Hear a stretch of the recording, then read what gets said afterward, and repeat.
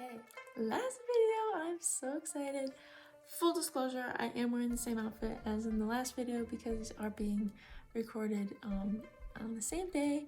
Sorry, Mr. Brasher, but I'm really good at procrastinating. Anyways, there's so much stuff. Oh gosh, this part, okay, not to be one of those people, but I'm a sucker for happy endings, I'm sorry. This part is definitely my favorite out of all of them. It is part 3.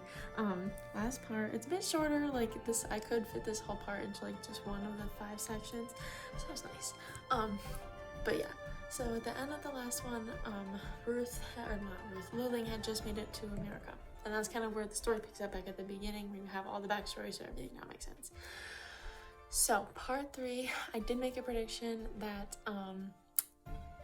that the perspective was gonna shift back to, like, I don't want to say present day, but like Ruth's more perspective, and I was right. So that did happen.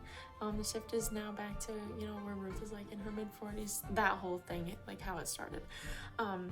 So at the very beginning, let me backtrack a little bit. I don't know if I ever told you guys, but Ruth, her mother wrote down like basically her whole life story. I think I told you this. Luling wrote down her whole life story basically in Chinese and gave it to Ruth, like I think maybe 8 years before the story starts, and she never had it fully translated. Well, she had it fully translated, and that's kind of how this part 3 starts. She has it fully translated and she reads it, so now like Ruth knows Luling's like whole backstory, knows everything that happened with like Luling and her mother, and you know, all of the drama with that family, and you know, Precious Auntie and all of that. So it's nice that like Ruth now knows everything, because it's like she's not in the dark anymore about her family's past, and it's just, it creates a new dynamic in this story because Ruth feels more connected to her mother, and I feel like Luling, even though she's very out of it with her dementia, she also has that connection with Ruth, which again, huge, like majorly ties into the theme of mother-daughter relationships. This ending part, biggest mother-daughter relationship theme like ever. So anyway, she has it translated, which is good. But the translator, Dr. Wu, is like super interested in it. And it's like, hey, I'd really like to meet your mother. Like, is there any way that this could happen? And Ruth is like, yeah, sure. Like, she's not the same person that wrote these, you know, wrote this whole story, but like, you can. We'll come back to that later. So I needed to preface that because it's very important later on. So at this point, Ruth has been living with Luling for a couple months, you know, just taking care of her with her mother's like declining mental health. Not mental health, but like memory, you know what I mean. So, and that's been taxing for them, but also really nice because Ruth like is just learning so much about her mother and like, you know, her family's history and all of that. This was touched on in the past, but I never thought it was incredibly important until now. Luling never knew her mother's last name. And obviously Ruth now doesn't know her grandmother's last name, so they're just, you know, sometimes we bring that up and try and figure it out. But that's kind of been at the back of both Luling and Ruth's minds for the whole story. So that was also interesting. They were like trying to figure that out. Just really being close, mother-daughterly relationship. It was just really nice. Like, I can't really explain it other than it was just really nice, really satisfying to see, especially after everything that they've been through together. So with Ruth like having moved out from like Art's place, Dory and Sophia and Art especially have really like felt Ruth's absence and really missed her, which I was kind of surprised by. I'm not even gonna lie, like the way that the girls in Art were treating her in part 1, I truly thought that like Ruth moving out would have been the end of it. But I was very pleasantly surprised to see that they actually really missed her and like felt that absence and did something about it. Like the girls asked multiple times if they could stay the night with Ruth and Luling, and Art even asked if he could stay the night and did. Like they followed through with these things, which I was really impressed by. So yeah, I like at the beginning when I was reading this, I was like, oh, like they're starting to reconcile, like this is good. Like I was surprised, but it was encouraging. So I was very excited about that. So because of Ruth's absence, Art finally realized like how much Ruth actually meant to him, and like he kind of realized the error in his ways where he had been selfish, but at the same time, like she had let him be selfish. Like he always put himself first, but she always put herself second. So it was like a very toxic relationship, but it was like a cohesive toxic relationship. I don't know how else to describe it, but it was very interesting to see them both kind of realize that about themselves. And I was especially impressed because Art made like he was actively trying to fix this behavior and like solve this rather than just let it continue on and like keep taking advantage of Ruth. He was actively working against it. So Art was actually the one who suggested that Luling move into an assisted living space rather than continue to live at home. And of course, at first Ruth was totally against this, did not want to like let go of her mother like that. But Art did a ton of research, found this amazing place. Art and Ruth went to go tour it. Absolutely amazing facility, like super nice rooms. The food is incredible. The tenants were fantastic, like so many things. It was like Paris. I wanted to live there. It was really nice, but it was expensive. It was like I think the average cost was like $3,600 a month. Art, drop of a hat, wanted to pay for it. Like they were gonna do it for like 3 months as a trial run just to see.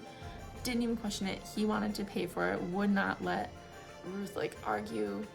Like not in the sense that he was like, you know, you're not gonna argue with me, but like he just wanted to do it, and he really emphasized it, like, no, I want to do this for you. Like it makes me feel good. It makes me happy to be able to do this for you. And I just was like, oh my gosh, like you actually are wanting to be a part of her life. Like that made me so happy. I was so impressed by that.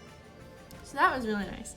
So Luling is now living in this assisted living facility, which is good. I mean, honestly, Ruth, like she has her own life. Like it was nice. Like I would have done the same thing if it was my mom. Like you will always want to take care of your family, but it comes to a certain point where just you can't anymore. And Ruth, I think, had hit that point. So it was nice to see her kind of be okay with that. And Luling also like really liked the place, so it was okay too. It all worked out, even though it's like ridiculously expensive. Anyways, so later, Dr. Wu, the guy who translated Luling's story, like they meet and they're good friends, and like they're kind of like, I don't want to say dating, but it's very much like a romantic relationship. It's so cute to see Luling get all like giddy and like schoolgirlish around Dr. Wu. So cute. Like I don't even know how else to describe it other than just adorable. It made me smile. Like I was just smiling and laughing when I was reading it because I just thought it was so adorable. It's like this 80-year-old woman and, you know, old man, I'm assuming probably older than Luling, they're just like going out on a date, and it was so cute. So yeah, they're together, and seeing them together, you know, all happy and whatever. Art kind of proposes to Luling at the end, sort of a little bit. He's like, yeah, you know, that's something that I want, is like marriage with you. And she was like, oh, awesome. And like that was kind of their whole conversation, but it was like obviously way more deep and meaningful than that. Like Art didn't get down on one knee and, you know, say, will you marry me? But like that was a big step, and like it was big for both of them because like Art realized that that's what he wanted, and when Art and Ruth first got together, he made it very clear, like that's not what he wanted. He did not want to get married again, and Ruth kind of also didn't really want that, but so it was a big deal for them to both be like, oh wait, yeah, I actually do want to spend the rest of my life. I think they're like, I want that commitment, I want that level of like, you know, engagement and commitment, basically, I guess is the right word for it, just with you. I want a life with you together. So that was really cool to see. So yeah, that's really those are the biggest things. The biggest thing, like the big overlying problem of the whole book was trying to figure out what Precious Auntie's last name was.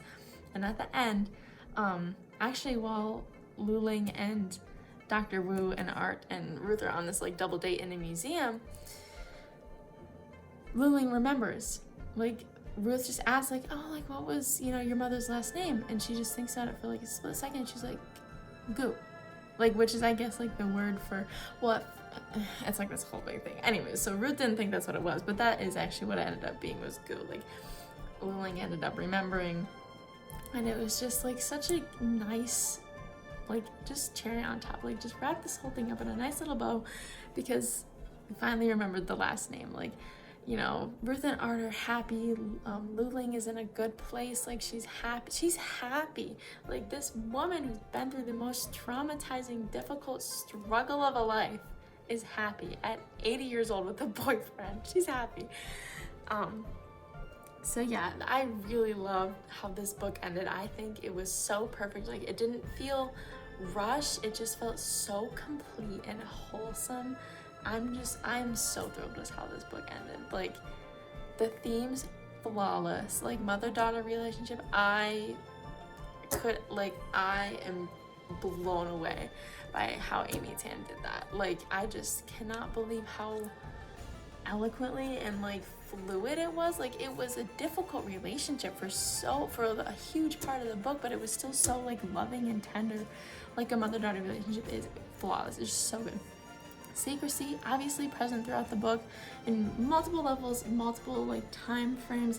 Fantastic. Resilience, probably the biggest one in the whole book is resilience. Just dealing with the most like difficult situations and still trying to like fight through it. Like, there were so many opportunities that Ruth and Luling and everybody had to just give up and call it quits, and they never did, because they loved each other and they cared about each other. Such a good book. I cannot recommend this book enough. Like, easily top 5, probably top 3 favorite standalone books I've ever read. It's so fantastic. Like, if you haven't read this book, you need to read this book immediately. Like, I'm so blown away. I love it. I love it. I love it. I love it. I guess I'm just gonna leave it at that. I love it. It's fantastic. Absolutely flawless. Yeah, so that's the end of this project. We made it to the end. Yay. So yeah, I guess we're done.